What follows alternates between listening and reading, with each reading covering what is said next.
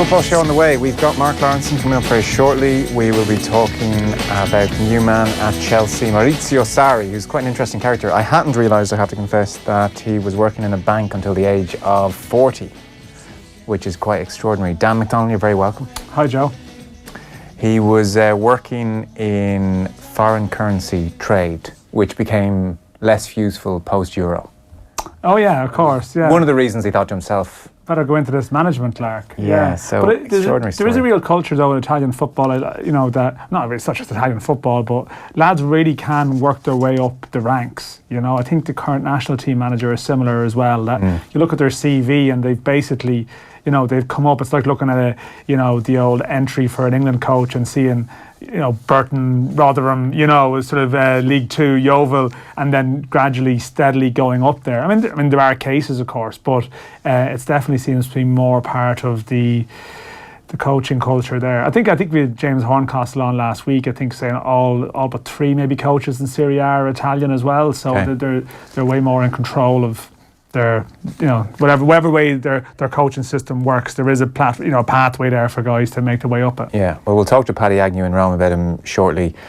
He was called Mr. 33 at one of his clubs because he had 33 set-piece routines that they had to learn off for that individual game. And one player tells a story about signing, and he was, I think, the left-back, so he was on the throw-ins, and there were 10 different signals to initiate throw-in routines. So we're talking about a lot of homework here, and he talks about how... I'll be fairly tuned in. Absolutely. Well, he says it was an absolute nightmare. I was looking at Sarri after the first training session saying, look, I don't have a clue what you want me to do here. I don't know what that signal means. You don't want to look in a corner and you see someone signalling for like 28 and you're frantically thinking, where am I meant to be at this point? There's a bit of that going on with Sarri, I think. So we'll talk about Sarri later on, but in the meantime, we should touch on Liverpool. Mark Lawrenson is on the line. Hello. Hello, boys. How you doing? How many signals did Liverpool have when you were at your pomp? Signals? Yeah. We're saying Sarri here had... the left-back had to learn 10 different signals for throw-ins. None. Well, there you go.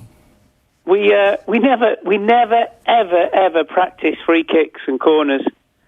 The basis was you're good enough players. You won't be in the first team if you couldn't decide what to do amongst yourselves. And to be fair, when you had the likes of Souness and Dalglish and those kind of players in the team, I suppose they were right. But we never ever did it at all. And corners, free kicks against.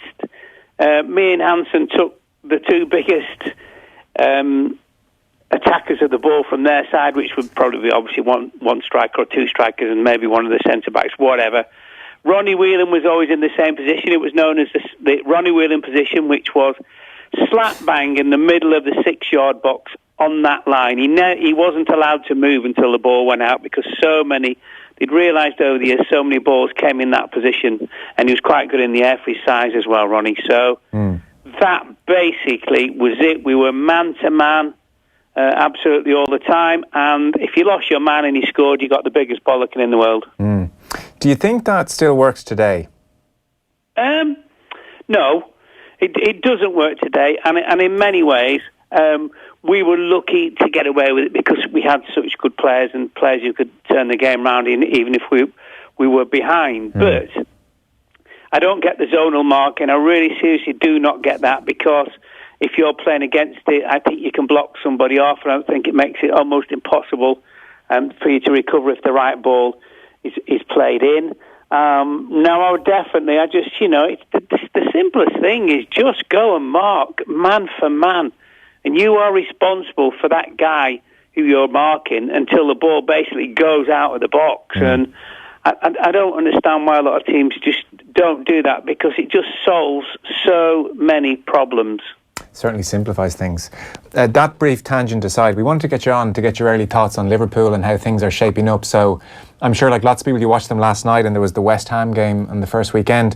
I mean, it's quite an interesting thing last night. Even second game of the season, they're playing under this very obvious pressure that they really, really can't let Man City get any kind of lead. And they're almost going out and performing like, it's like May, April kind of territory where every point's important. It has that sense really from the off here this season. Do you think so? I don't think they go on the pitch thinking we have to win the game because Man City won last night. I think they just go out there and we want to win and we have to win because we need to win. I don't think City are uppermost in the thoughts. I think City are uppermost in everyone else's thoughts that's not involved with the football club. I don't think Klopp's big on that either. I think that from last January through to the close of the transfer window, they've just made the best signings, the best number of signings as well. They've really seriously improved the team.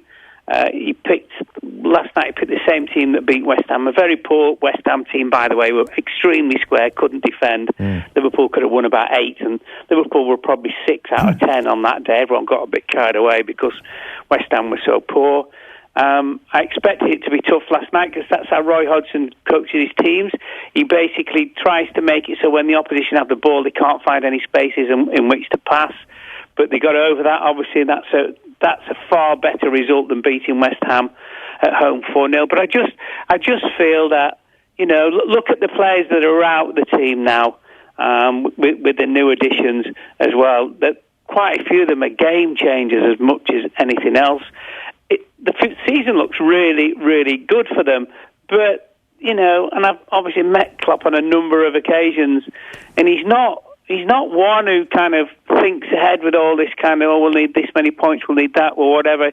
He's very much for in the moment. And one of the things I like about him is if they drop points, he's kind of the opinion, yeah, we drop points, we can't do anything about it. It's the next game. And, and I quite like that. Listen, I think they're going to be really, really close to Manchester City. I do think at the very least they will finish second.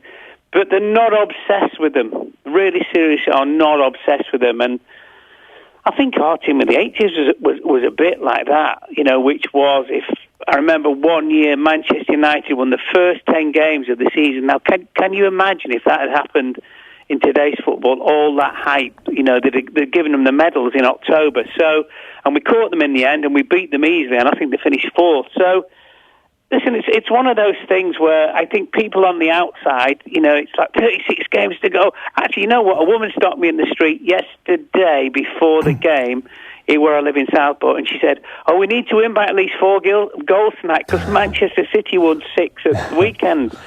And I said to her, you know what? It's an awful long season. If you're going to worry about that every week, I think I'll be at your funeral in January. Yeah. I mean, Mark, you mentioned, though, the signings they made from January, and it's funny, Virgil van Dijk was obviously the keynote signing then, and we started off this chat by talking about defending set pieces. I mean, there were several moments towards the end last night of that game where it was a certain simplicity about how he defended things, but it was very effective. I mean, what have you made of his impact? Because it does seem like he has plugged the gap there. Well, listen, the very first thing you have to say about Virgil van Dijk is he's a very, very good player. That's first and foremost. And he has the ability, obviously, to lead by example, also to bring people with him. I don't honestly think that Klopp knows exactly which one of the other centre-backs is going to be his main partner at the moment. Obviously, Joe Gomez has done very, very well. He's got Matip, he's got Lovren. He's got Lovren. So you just know when you've got a top player. And the other thing as well about Van Dijk, he doesn't panic. I think also the goalkeeper coming in, I'm pretty sure the goalkeeper looked and sort of thought they've got Van Dijk as well. He's going to really help me with Alisson, etc. And it just makes such a difference, I think, as well, when you sit in the dressing room and you look round and you just think, especially a team that have been guilty of conceding lots of goals at set pieces and making all sorts of very, very basic mistakes. But all of a sudden you look around the dressing room and you kind of think, we're all right today. Alisson's playing, Van Dijk's playing, and those kind of things. And that does actually make a massive difference. So you're liking what you're seeing early doors in Alisson? Yeah, I think he's a very, very good goalkeeper. But you've got to be careful because we haven't seen him. He's not been smashed yet. Well, not properly. So let's see him get smashed by somebody. Let's see how he reacts to that. I think that's very, very important. And you never know with all these goalkeepers, the foreign goalkeepers, when they come in, because the Premier League is unlike lots of other leagues, as we know, and they do pile the ball in there, and especially the lower teams in the league kind of play a bit, obviously, from back to front and chuck the ball in there and say, come on, then can you deal with this? all goalkeepers in the Premier League are all very, very, very good shot stoppers. Absolutely all of them, apart from Karius. But there's, this is the difference, and I think also. So Alisson's got to cope with the crosses that come in and the mayhem that ensues. But also, is Alisson the kind of goalkeeper who doesn't touch the ball for 20 minutes and then makes a brilliant save? If he is, he will be absolutely world-class. Because that's the difference. All these guys can make brilliant saves, but lots of them can't make brilliant saves after doing nothing for 15 or 20 minutes, and they become the top goalkeepers. Interestingly, I was reading a report today which said that they're using rugby tackle bags to toughen them up in training. Yeah. Well, that's kind of no stone left unturned, isn't it? So that'll be John Achterberg, who's a goalkeeping coach and I think played many, many years for Tranmere as well. That's him and Klopp's idea. And that, basically, what I'm talking to you about getting smashed in corners, that is what they are trying to replicate. There's no way you can ever replicate it 100%, because obviously it's not in a game situation, but that's what they'll be doing with him. But he's a big piece of kit, and he's bigger than you think. Oh, is he, yeah? Yeah. It's one of those where he's like sneaky big. When you see him, you think, oh, I didn't realise he was that big, but no. Did you and Hansen ever find yourself switching off when Liverpool were utterly dominant and pitched in the other team's half for 10, 15 minutes sometimes? Can you tell you this? We used to actually get told by Ronnie Moran, you two sit in your armchairs. And it was just the same, which basically was, he'd just say, just stay where you are because, you might not have anything to do, but the worst thing on earth is that you can switch off and you start to drift and maybe go and join in when you don't really need to join in because you actually make the numbers worse. So that's what they always said to us, sit in your armchairs, you two. And the other word began with B, had 8 letters and ended in S. You can imagine, can't you? Vague idea, yeah. What about what about Keita then? He seems to be settling in really well, made a really good impression. You know what?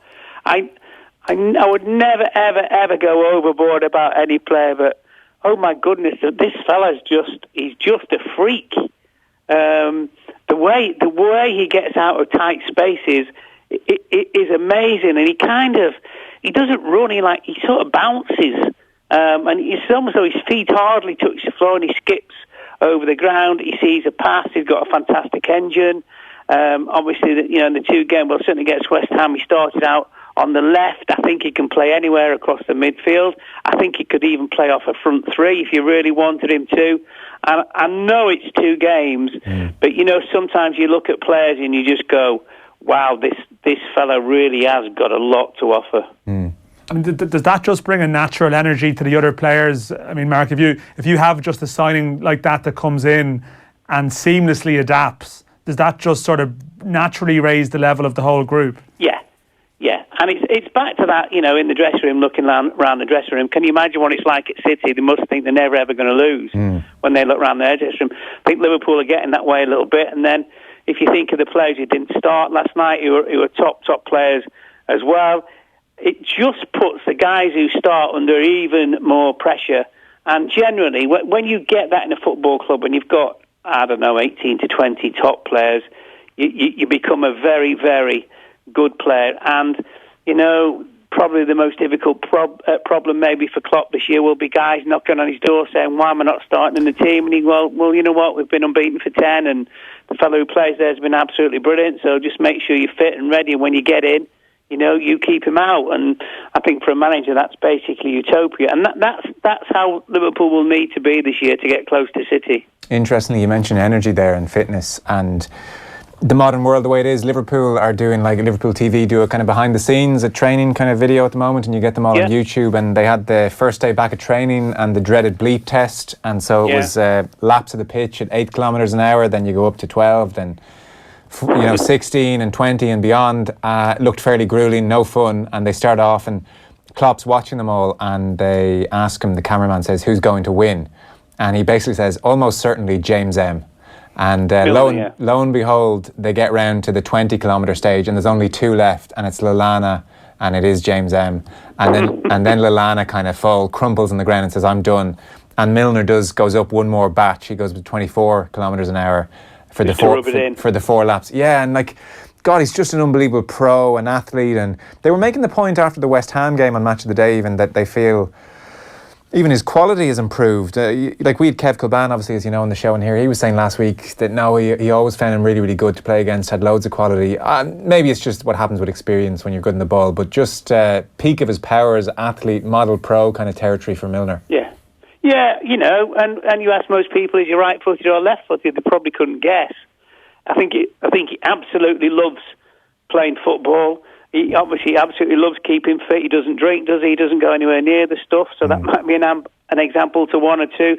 But you know what? I think since he's been turned into not just a right-hand side midfield player, he's played through the middle as well a lot. It's such a difference, you know, because if you play on the right of the field, so if you have to think about this, you've got a touchline probably 2 or 3 yards to the side of you, so you can only really play passes inside unless you're unbelievably accurate.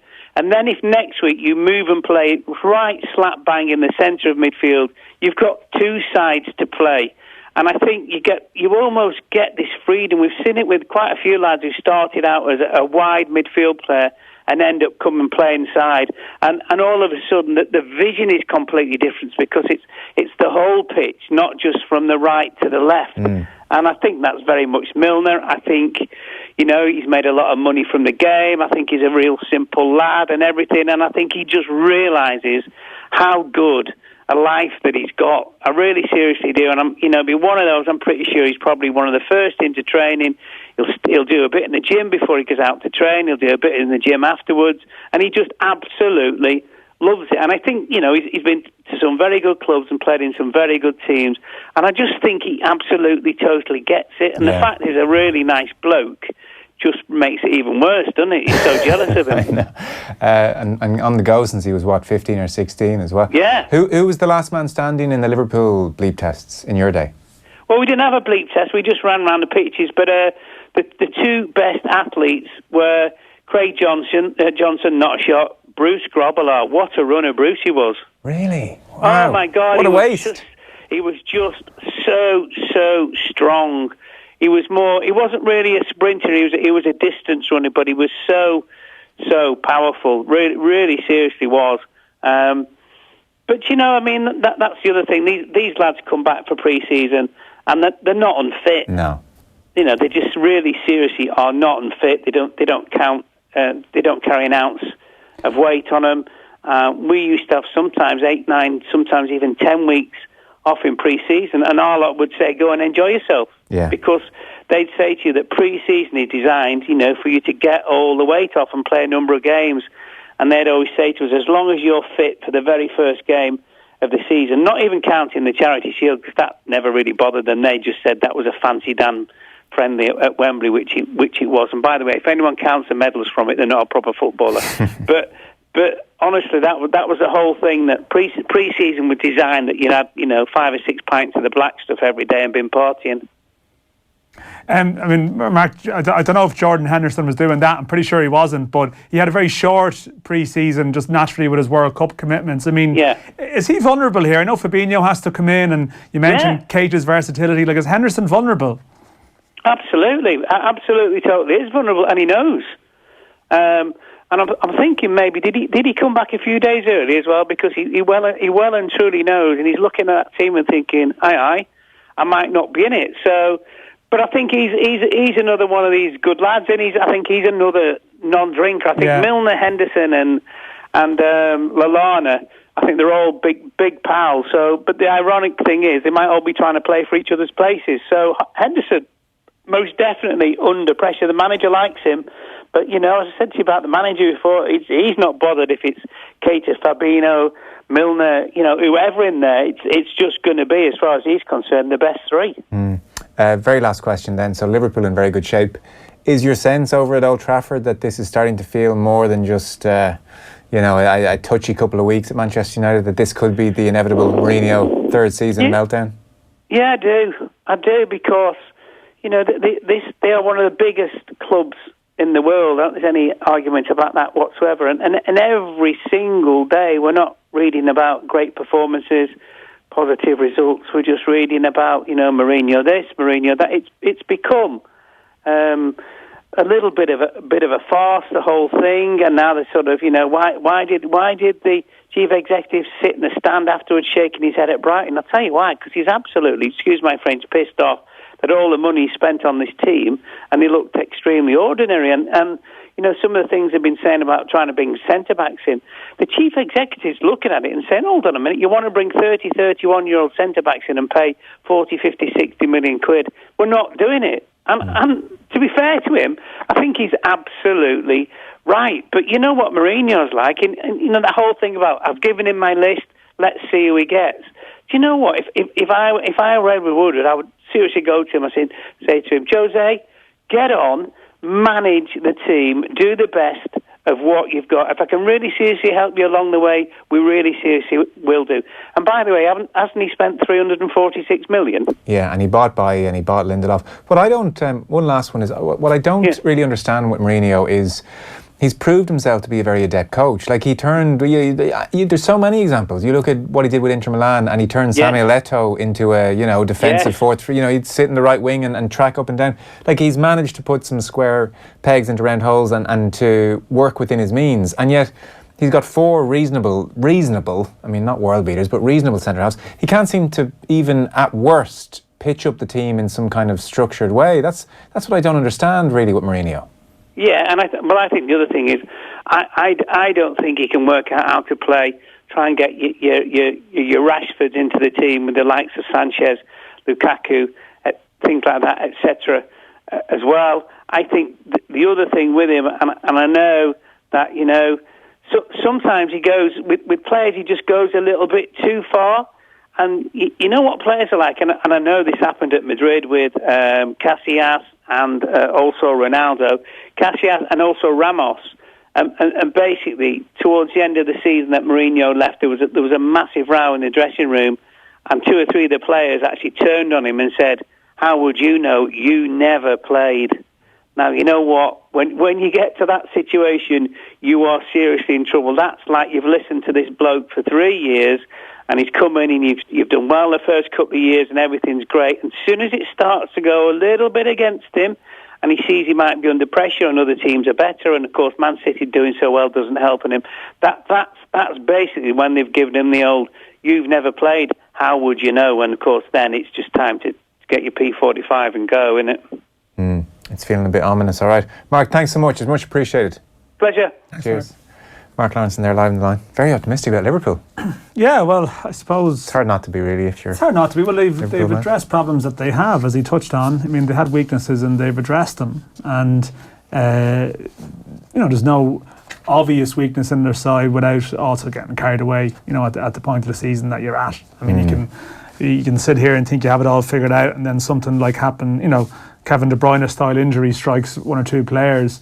But it is interesting that around the midfield area that they are well stocked. It's naturally they have their premium players that they would struggle. I mean, Van Dijk is an interesting one because he's become that important. And they have the front 3. But yeah, I mean, there seems to be good vibes there anyway. And maybe does that count to make up the difference they need to make up? Maybe not, but certainly, I mean, it is still extraordinary. They did finish behind Manchester United in the league last year. Yeah. That was only like 3 months ago that season finished. And they are trying to bridge 25 points on City. Well, that is the big thing. And it's still probably a road to travel. But are they the nearest challengers? I can see why people are reaching that conclusion. Paul Scholes then after the 3-2 defeat. There's a lack of leaders in the team. That's why we thought Paul Pogba might be the ideal candidate to be that leader, but he wasn't there tonight. He had another really poor game. He's so inconsistent, says Scholes. Pogba was playing the ball out of play, overhitting passes, getting caught in possession. Pogba then. The attitude we had was not like we wanted to beat them. They had more hunger than us. I put myself first. My attitude wasn't right. But Pogba's just playing a game with his press stuff now. There was an interesting piece about how the Rob Dawson piece, I think at ESPN, how few times he's done press since he's come to Manchester United, and all of a sudden now he started to do a bit. It always seems to be this is part of the narrative, as I think they call it, Joe. Enter Raiola. Here he comes. Some people need to talk for fear of being forgotten. Paul Scholes wouldn't recognise a leader if he was in front of Sir Winston Churchill. It's a tweet, by the way. Yeah. So. And then he puts at the end, at Paul Pogba. Just to make sure Paul saw that his... Does he want them to retweet it, maybe? Is that like, you know where you tag someone trying to get their attention? I had a look to see if there was any reaction to this. It was just a bunch of people saying, what about Roy Keane? Oh, really? Oh, yeah. And then he said Paul Scholes should become the sports director, advise Woodward to sell Pogba. There would be sleepless nights to find Pogba a new club. At Paul Pogba. Irony again. Of course, he wouldn't stand to benefit at all from Paul Pogba moving to a new club. So you've that kicking out. You've Gary Neville making the same point on Monday Night Football that Mark Lawrenson made there, which is that Woodward very conspicuously stayed in his seat after the match at the Amex Stadium. Very conspicuous. Then Ian Wright's weighed in on Sky Sports, and as he's writing for The Sun today, and he's basically just making the point that when you look at Ed Woodward, he's going to be in Pogba's corner. So he said Mourinho is now up against two. That's his read of the situation, which increasingly I'm inclined to agree with. That basically Pogba's just too commercially important to Manchester United to risk him going. They want him there for at least the next 6, 7, 8, 9 years. They know Mourinho's not going to be there that long, one way or another. And like all of this is just getting very messy now. How it plays out is quite fascinating. Like cashing in on Pogba now just ties into that criticism that the club is just obsessed with profit rather than success. So if you take that move, I think Wright's assessment of it is probably a fair enough one. It's all going one way. It's a matter of when it happens, but it's going that way. It's feeling like even pre-Christmas. Well, what's the tipping point? What is the tipping point? Is it a first Manchester derby? Is it just quite literally being off the pace in the table? Is it a Champions League? Concerns, whatever it might be.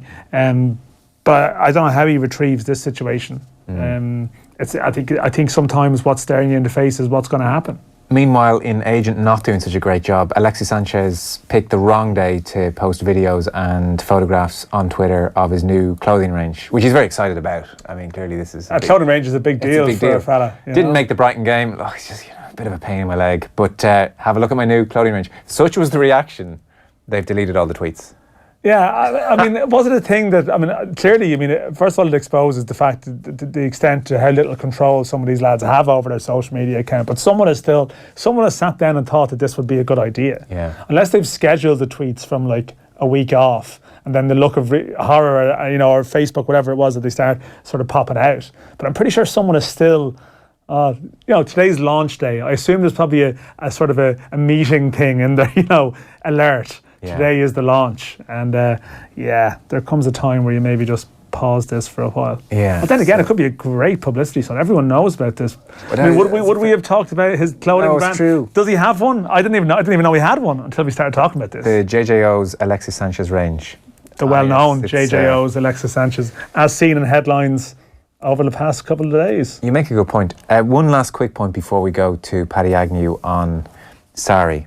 Manchester City have paid $400,000 for a 16-year-old who's playing in goal for Shamrock Rovers, and he's going to go over after he finishes his leaving cert. Yeah, well, extraordinary stuff. Well, my understanding is this deal actually isn't done yet, and that the actual... it's been reported today that he's on his way to Man City. I think that's correct, but there's no deal done, and I think that it's going to be more than that, the final figure. So it's actually going to be a bigger sum, but it's not done. But from the soundings are that when the deal is done, it'll actually be more than that. So we're talking about Gavin Bazunu. Gavin Bazunu, a 16-year-old who got into the Rovers first team due to a sort of a freak set of circumstances in around sort of the mid-season break here, around June, and then played extremely well, kept clean sheets in his first couple of games, and then played in the Europa League tie, and all of a sudden all the top Premier League clubs were over having a look. I think the moment where he caught everyone's eye was the penalty save. It's just in Cork, away Twitter, to Cork, where something small like that just goes viral very quickly. It's like 16-year-old saves. You have a quick look. A penalty doesn't take that long to watch, and suddenly he's everybody's aware of him. I presume you've seen him in full games. Yeah, away to Cork and Turner's Cross, that particular game. And this league doesn't have hugely intimidating venues, but Turner's Cross is still probably 6,000 people, and he's under a fair bit of pressure because Cork will be a better side than Rovers, and he's keeping clean sheets. But I think really the big game was this. They went to play IAK Solna, who are the top team in Sweden at the moment, away from home. They won 1-0 in 90 minutes, then conceded a goal in extra time. But his maturity in playing in a European tie against a club that's just signed Seb Larsson, it's actually a proper club sort of in Sweden. That's put him on the map, and it's been City, there's been Spurs, there's been a bit of Chelsea interest. Liverpool were having a look and pull back a small bit. I think there's been other clubs too that haven't necessarily been reported. And yeah, City, it seems, have got it done, but it is not done yet, from my understanding. But it's very close. And yeah, the crucial thing is he won't be going until next summer. He'll be doing his leaving cert first. So I think for Rovers, it's going to be a bit of a coup as well, because they're trying to get the best kids to go to their academy rather than, say, going the traditional route of leaving when you're 15 to go and become a scholar at some club. He's going to be going over as a full-time pro on a long-term deal, and still going with an education under his belt. Also, he's been training full-time at Rovers while doing his studies in a college in Dundrum, with them paying their fees. So for that model anyway, they're going to use this, I think, as part of a publicity drive to show, go to our academy, things can happen. Alan Manis, who's at Rovers, obviously the other keeper there, he said... Senior keeper, yeah. Yeah, he said of Bazunu that his decision-making is excellent. There are probably a lot of things that people who aren't goalkeepers maybe don't notice, but small things like making the right decision, whether to go or stay, his positioning, it's all been excellent. Can't say enough good things about him. So, great. Yeah, and that's definitely a name to watch. And he's going to a club, I think Kev's been in here speaking about it, obviously the City Academy at the moment. Yeah. They're doing wonderful things. And he's actually going to be going in above academy level in terms of age groups. So, yeah, well, a name that hopefully we're speaking about many times in years to come. Just a tip, I get working on his general play with the ball at his feet for the next couple of months. Yeah, I think that's probably an area, but I think he's going to get plenty of coaching in that regard where he goes as well. But he'll be around here for another year or so yet. So okay, 10 months. Brilliant, great stuff, great story. Okay, short break, and then if you've been kind of aware of Sarri and watched Napoli and haven't actually dug too deeply into his past, Paddy Agnew is a massive fan of him, so we're going to hear more about Sarri next. GAA on Off the Ball. In association with the faster than ever Boyle Sports app. Multiples made easy and personalised content on every sport. Download it now. Boyle Sports. Time to play. News Talk Breakfast. This is an interesting one. This listener says, in my pockets at the moment, I have my wallet, mobile, loose change, a plaster for emergencies. Wow, okay. Also a tissue and a fiver in the top little slot over the pocket to save taking out my wallet. That's actually an exceptionally organised person. Isn't it? I never knew what that little pocket was for, actually. It's usually where you lose a €2. You're like, I thought I had that €2. Where's it gone? I need it for the trolley. News Talk Breakfast. In association with Air. Back tomorrow on News Talk. When driving on a motorway, keep to the left-hand lane for normal driving. Use the centre or right-hand lane for overtaking only, and then safely return to the left lane. Remember to keep a good distance from the vehicle in front. Never stop on the hard shoulder of a motorway. It's dangerous, and it's an offence to do so unless your car has broken down. And under no circumstances should you ever walk on the motorway. Always expect the unexpected. From the Road Safety Authority, visit rsa.ie. Off the Ball. This is News Talk. Now you're welcome back. It's Joe and Dan here. We should have Paddy Agnew on the line. Hello, Paddy. Good evening, gentlemen. Every time I hear you on the radio lately, you're talking about the Pope. So I thought we'd get you on to something far more pleasant. Well, the Pope's not unpleasant, but he's making a lot of waves in Ireland just at the moment, isn't he? He sure is. We might, we'll say no more about his pleasantness or otherwise out of the church. I don't want to get anyone in trouble. So, Maurizio Sarri.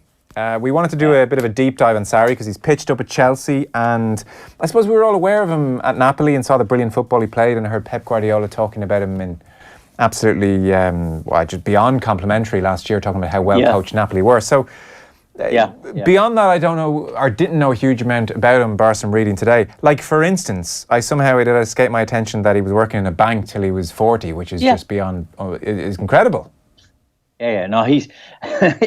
If you're a late developer, Maurizio Sarri is your man. He'll encourage you because, I mean, he was 20 years as a bank clerk. He'd been 25 years a coach to 17 different clubs.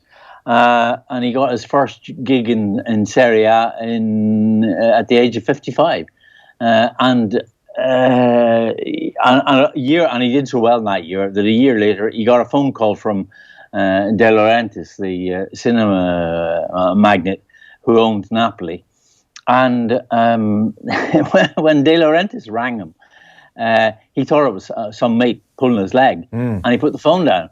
And Laurentiis rang back and said, no, it's me. You don't have to put the phone down. And eventually, but the point was that at the age of 56, he couldn't believe that he actually had landed a very big club. The gas thing about him is he was born in he was actually born in Naples. He's a Neapolitan by birth, although he grew up and lived in he grew up in Tuscany, and all his early amateur clubs were Tuscan clubs.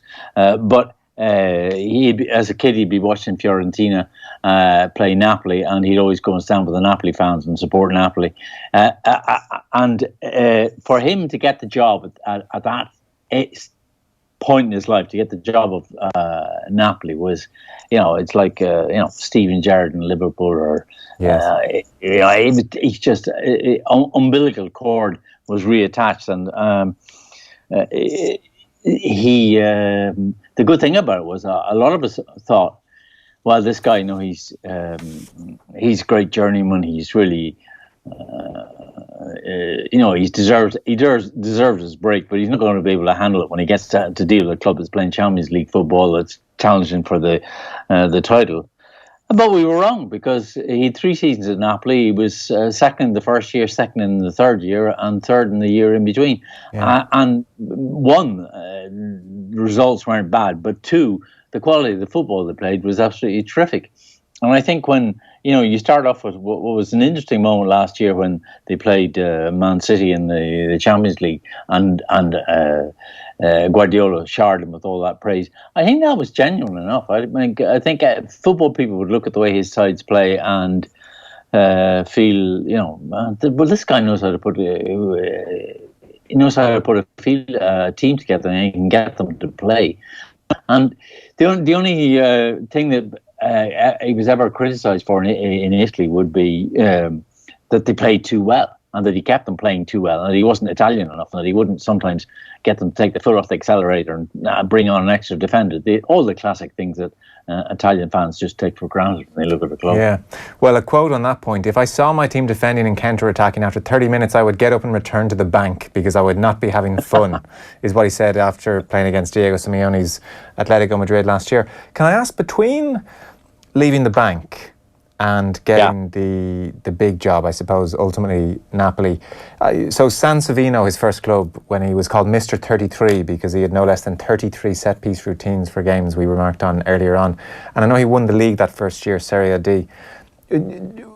Like, was he doing miraculous, wonderful things in those years between quitting the bank and getting the Napoli job, or was it a bit up and down? Like, was it obvious this guy was almost prodigy? I think his record in amateur football was pretty good, but I mean, most of us are paying no attention to it. I mean, but if you look back on it, if you look through the record, it's not bad.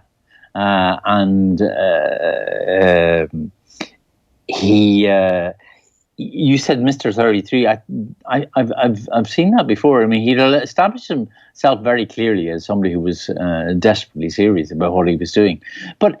The gas thing about it was it took him a long time to decide that it was anything other than don't let go of the day job, because he used to go on a lot about it. He worked in currency exchange in the bank, right? And one thing that actually prompted him to give up working in the bank was the introduction of the euro, because all of a sudden his job as currency exchange didn't really exist in the bank. Since the vast majority of his bank's clients were all international clients, were all working in euros. There was no currency to exchange anymore, and that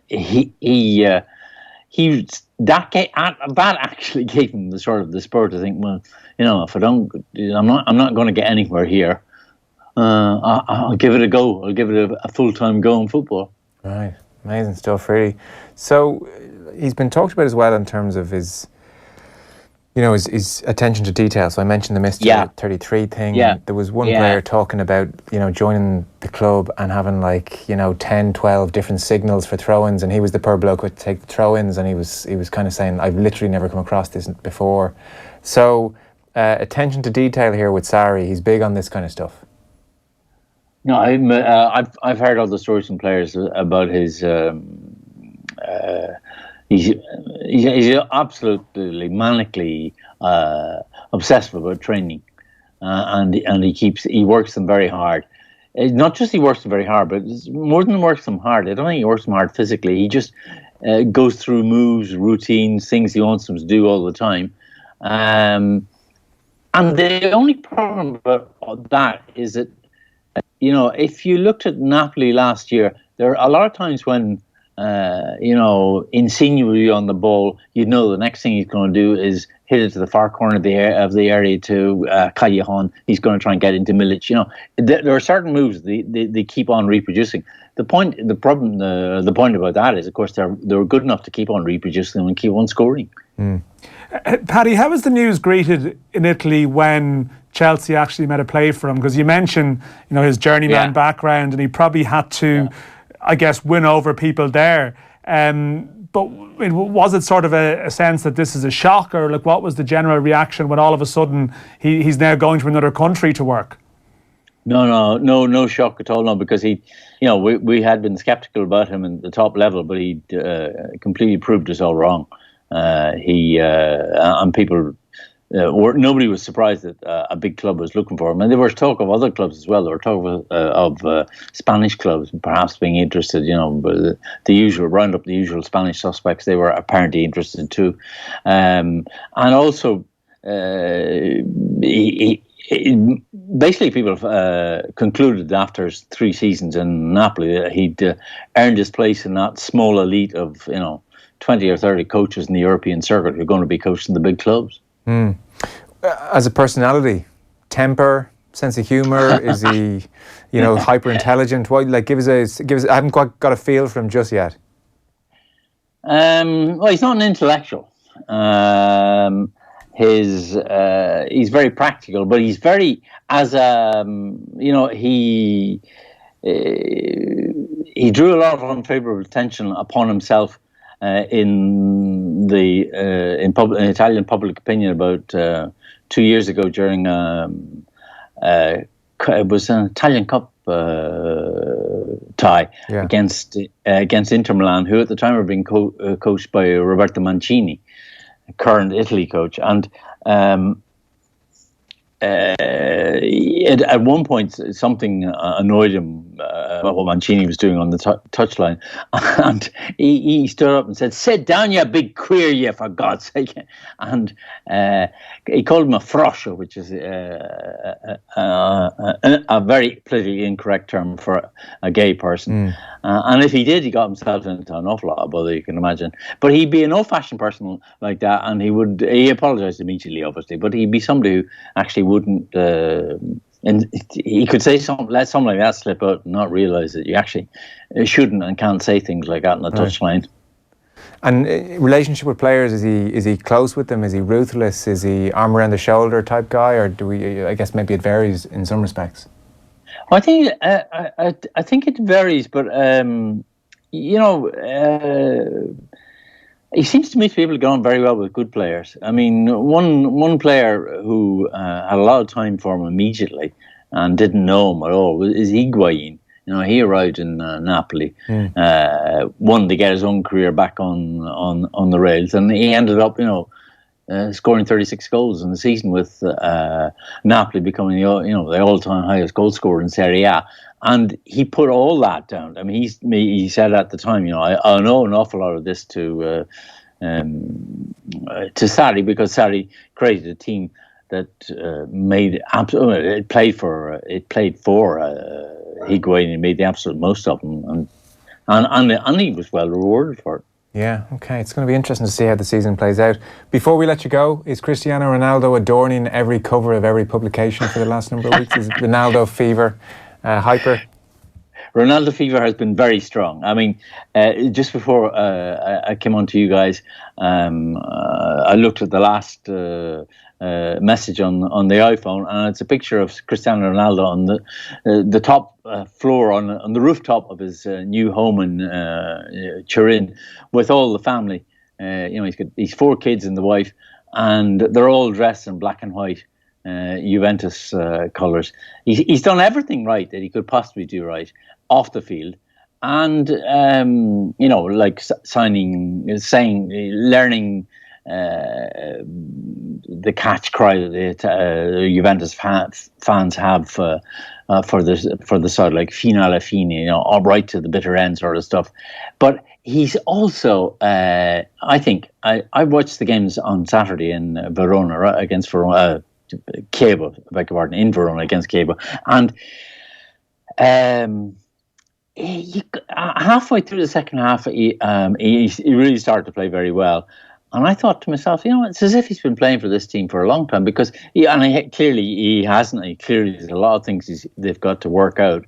But he's going to do very well for Juventus. I don't think there's any doubt about that. Whether physically he can survive it for more than 1 or 2 seasons remains to be seen. But he's looked. One of the things that was interesting Saturday was that was his first game. He's been training for about just under 3 weeks, and yet come to he lasted 90 minutes and he was looking very sharp towards the end of the game. And I remember there was the protest by the Fiat workers. Has that all died down? That seems to have been seems to have ridden that one out. But that is a constant in the history of Juventus. I mean, every time they would pay out a lot of money for a big player, it goes back to Omar Siveri in the 50s, John Charles, and after that, people like Boniek and Platini, and it's not the first time it's happened. It obviously was going to happen again this time, because this is a moment of this is a moment of recession in Europe and recession in Italy to a certain extent, and so you can't be too surprised by that. Okay, Paddy, as ever, pleasure. Thanks so much. Thanks very much to you. Paddy Agnew there on the line, giving us his thoughts on Sarri and Ronaldo. We will take a short break. Off the ball on News Talk. Can an MBA get you a promotion at work? I'm Adam Shah, and I'm living proof it can. Prove to yourself what you can do with National College of Ireland's wide range of full and part-time courses. Come to our open day on Saturday, August 25th from 11 to 2 p.m. in the IFSC. Call 1850 221 721 or visit ncirl.ie. Off the ball. This is News Talk. There we are. Early thoughts on Sarri, Dan? Yet another manager with incredible attention to detail. That's what I mean. We seem to do our weekly piece on the... I guess, yeah, it's unlikely you're going to bring in a guy and go, this guy is notoriously shoddy when it comes to detail.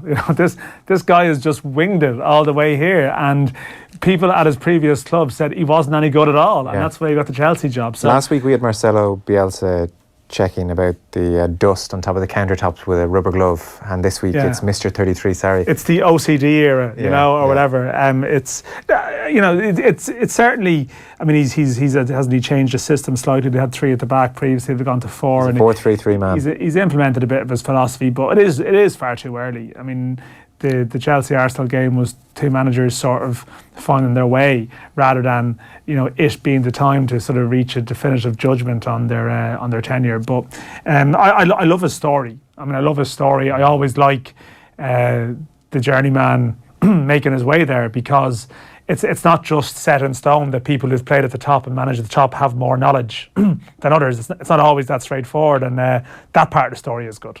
I like that. Yeah. I guess when you look at the football showing its totality, we have Mark Lawrenson telling the great story of the Real Madrid players telling Jose, what have you ever done? You haven't kicked a football. And then segue nicely into Sarri, who worked in a bank. Yeah, and you wonder, will that always linger? I mean, and does that... I think so. Do those managers always have an insecurity that drives them to a part that they need to be good all the time, because they can never just retire to their achievements? Like, I'm sure like Zidane managing he probably has a certain arrogance that naturally you would have if you were Zinedine Zidane and you'd won everything.